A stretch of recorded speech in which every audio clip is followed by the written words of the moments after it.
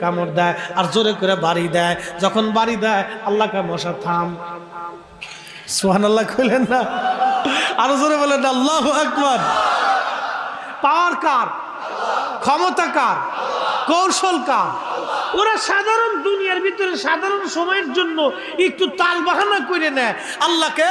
শয়তানের অনুসরণ করছিস, ইন্নাহু লাকুম আদুব্বুম মুবিন, সে তোর প্রকাশ্য দুশমন। যতই শয়তানের ইত্তেবা করিস কাজ হবে না। আমি আল্লাহর দরজায় তোকে ফিরে আসতেই হবে, ফিরে আসতেই হবে, ফিরে আসতেই হবে। আল্লাহর দরজা ছাড়া আর কোনো দরওয়াজা আছে?